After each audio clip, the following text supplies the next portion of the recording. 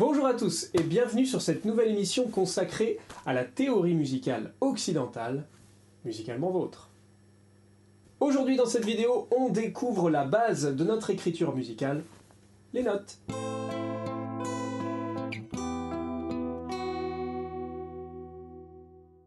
Dans notre musique occidentale, il existe 7 notes: Do, Ré, Mi, Fa, Sol, La et Si. Chacune de ces notes correspond à un son.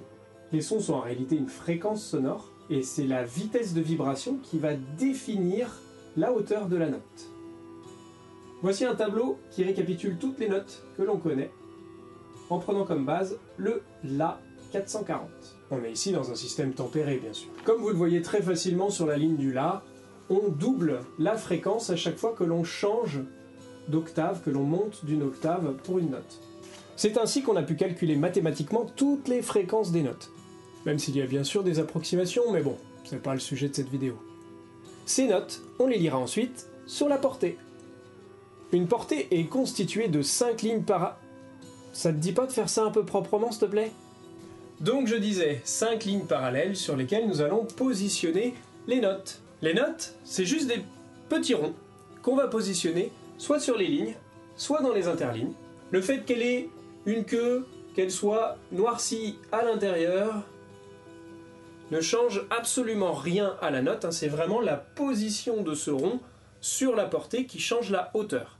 Le reste, c'est plutôt du rythme, et on verra ça dans une vidéo ultérieure. Qui peut me dire quelle est cette note? Oui, moi monsieur, moi je l'ai, moi. C'est un Si, bien sûr. Bah non, c'est un Ré. Attends, tu peux te pousser un peu là, je vois pas la tablature. Une note, c'est quoi déjà? Eh oui, si on ne met pas de clé de lecture, cette note peut être n'importe quelle note au final. Quelles sont donc ces clés de lecture? Il existe la clé de Sol, qui a cette forme-là. En fait, elle s'appelle la clé de Sol car elle démarre sur la deuxième ligne, qui est la ligne du Sol. Il y a la clé de Fa, qui est elle aussi une clé de lecture, qui va démarrer sur la quatrième ligne et qui donne son nom donc à la note qui lui correspond, le Fa. Ensuite, toutes les autres notes découlent de ces deux petites notes que nous venons d'expliquer. Si nous avons un Sol ici, alors ici nous avons un La, ici nous avons un Si, ici nous avons un Do, etc. Tout comme ici nous avions un Fa, ici nous aurons un Mi, ici nous aurons un Ré, et ici nous aurons un Do. En réalité, pour couvrir la totalité de la tessiture humaine, on pourrait utiliser une portée avec 11 lignes. Avec ça, impossible une fois au milieu de se repérer dans les notes. Alors on va séparer ces 11 lignes en deux portées de 5 lignes, ce qui a donné naissance à la clé de Sol, pour les 5 lignes du haut, et à la clé de Fa, pour les 5 lignes du bas. Et la ligne du milieu? C'est au clédut. Et la tablature, là, elle est où? On voit bien que la portée du haut possède les notes sur lesquelles nous dessinerons la clé de Sol deuxième ligne, qui doit son nom justement au fait qu'elle démarre sur la deuxième ligne, la ligne du Sol. Pour la clé de Fa quatrième ligne, ce sera la portée du bas, et comme son nom l'indique, le Fa apparaîtra sur la quatrième ligne. Toutes les notes découlent donc de ces deux emplacements de notes bien précises. Et quid de la ligne centrale? Eh bien, elle appartient tout simplement aux clédut, première, deuxième, troisième et quatrième ligne. Les plus usitées aujourd'hui étant les troisième et quatrième lignes. La dernière clé, c'est bien sûr la clédut, que vous trouverez sur la troisième ligne, qui correspond donc ici à un Do, sur la quatrième ligne, ceci correspond donc à un Do, la deuxième ligne, ceci correspond donc à un Do, ou enfin la première ligne, ceci correspond à un Do. On voit donc bien que l'utilisation des clés est ici une notion de tessiture, c'est-à-dire l'étendue des sons de votre instrument. Les instruments aigus utiliseront la clé de Sol, tandis que les instruments plus graves utiliseront la clé de Fa. Le but étant bien sûr de dépasser le moins possible cette portée par rapport à la tessiture de votre instrument. Parce que oui, on peut dépasser virtuellement cette portée en ajoutant ce qu'on appelle des lignes supplémentaires. Lorsque nous arrivons tout en haut de la portée par exemple, ou à l'inverse, tout en bas de la portée, nous pouvons ajouter les lignes supplémentaires que nous accolons directement sur la note. Cette note-là, nous lui mettons ce petit trait qui correspond en fait à la ligne, rappelez-vous des 11 portées, etc., etc. On peut rajouter autant de lignes supplémentaires que nous avons besoin. Mais ces lignes supplémentaires ne seront positionnées que pour la note en question. Et voilà donc comment on peut lire ces différentes notes.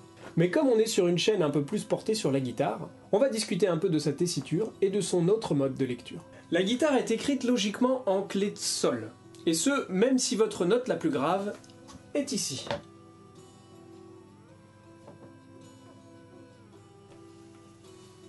Il s'agit du mi grave. Mais il y a plus grave, les amis. La guitare est en fait un instrument transpositeur. Toutes nos notes sonnent en réalité une octave en dessous de ce qui est écrit. Ce mi grave là est en réalité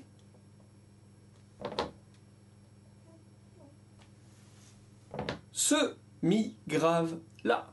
Pour ceux qui lisent un petit peu les portées, avant on avait beaucoup sur la guitare un petit 8 en dessous de la clé de sol, qui indiquait bien que toutes les notes jouées étaient entendues une octave en dessous. Aujourd'hui, on le voit de moins en moins souvent parce qu'il est directement induit par l'utilisation de l'instrument. Donc notre mi grave est en réalité le mi le plus grave de la clé de fa. Ce qui veut dire que notre instrument aurait dû être écrit non pas en clé de sol, mais en clé de fa. Attends, ça va, c'est pas trop dur quand même. En fait, on aurait dû faire comme le violoncelle, c'est-à-dire être un instrument écrit en clé de fa, avec ses notes les plus aiguës, écrit en clé d'ut, 4e ligne. T'es sérieux là? J'irais même plus loin en disant qu'on devrait même écrire comme pour le piano, avec une portée en clé de sol et une portée en clé de fa, pour bien avoir le système polyphonique dont on est capable avec la guitare.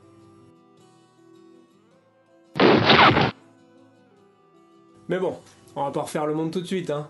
D'autant que les guitaristes, mauvais lecteurs, ont aussi un autre système de lecture. La tablature.